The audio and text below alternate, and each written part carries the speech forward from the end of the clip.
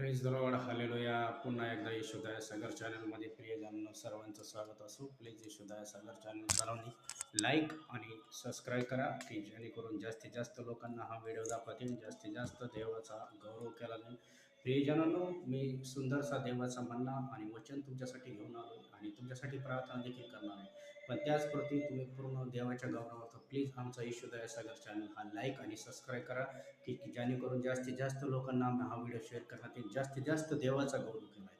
कारण की प्रियजनांनो, तुमच्या एका लाईक आणि शेअरने हा व्हिडिओ मोठा करण्यात येईल, मोठं वचन तुम्हाला सांगण्यात येईल आणि देवाचा मोठा गौरव केला जाईल. तुमच्यासाठी प्रार्थना देखील करा. मी तुमच्यासाठी निर्मया याचा 29वा अध्याय वाचतो. प्रियजनांनो, निर्मया याचा 29वा अध्याय आणि त्यातलं 11 वचन देवाचं काय सांगतोय बघा. परमेश्वर म्हणतो, तुझ्याविषयी माझ्या मनात ज्या संकल्पना आहेत त्या मी जाणतो व त्या हिताच्या आहेत, अरिष्टाच्या नाहीत, व त्या तुम्हाला तुमच्या भावी सुव्यवस्थेच्या आशा देणाऱ्या आहेत. तेव्हा तुम्ही माझा धावा कराल, तुम्ही जाऊन माझी प्रार्थना कराल व मी तुमचे ऐकेल व तुम्ही मला शरण याल आणि पूर्ण जीवाभावाने माझा शोध कराल, तेव्हा मी तुम्हाला पावेन. पूर्ण जीवाभावाने तुम्ही शोध कराल तेव्हा देव तुम्हाला पावेल. तुम्ही धावा. परमेश्वर म्हणतो, माझ्या मनात तुमच्या विरुद्ध, माझ्या मनामध्ये ज्या काही संकल्पना तुमच्याविषयी आहेत त्या काय आहे, हिताच्या आहेत, सुव्यवस्थेच्या आहेत. कशाच्या आहेत?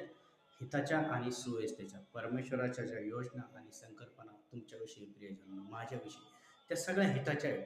जे काही असेल ते परमेश्वराने हितासाठीच आपल्यासाठी केलेलं आहे. परमेश्वर म्हणतो, तुझ्याविषयी माझ्या मनात संकल्पना आहेत त्या मी जाणतो व ते हिताच्या आहेत, अरिष्टाच्या नाही. म्हणजे परमेश्वर जी योजना आखणार ती चांगली असणार. आणि दुसरी गोष्ट, तेव्हा तुम्ही माझा धावा कराल तेव्हा मी जाऊन माझी प्रार्थना कराल तेव्हा मी तुमचे ऐकेल.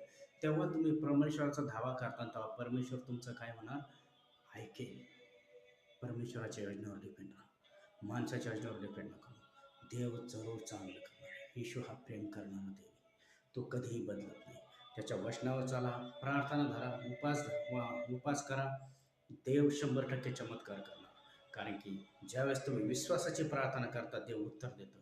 विश्वासाच्या प्रार्थनेचं उत्तर यायरच्या दिलं. कारण की यायरची कन्या सांगितली होती मेली, पण त्याने विश्वास धरला ईश्वर आणि ईश्वरला प्रार्थना केली की येशू माझ्या घरी चल, आणि येशूने यायरची कन्या जिवंत केली. विश्वासाची प्रार्थना बेथलेने आंधळ्याने केली, त्याला डोळे भेटले. आज तीच विश्वासाची प्रार्थना करा, देव तुमच्या जीवनातला अंधकार दूर करा. मी प्रार्थना करतो, पवित्र देवा ईश्वराच्या जेवढे ऑनलाईन लेकरं बघत आहे प्रत्येकाला परिचय कर बाबा. कॅन्सर, टीबी, HIV, थायरॉइड, दृष्टपण, अशुद्धता, सैतानिक कार्य त्यांच्या जीवनातून निघ येशूच्या नाव. ब्लड प्रेशर, शुगरचे आत्मे निघ येशूच्या नाव. पवित्र आत्मा प्रत्येकाला मी रिसीव्ह करतो. प्रार्थना वाचते आणि देवाचा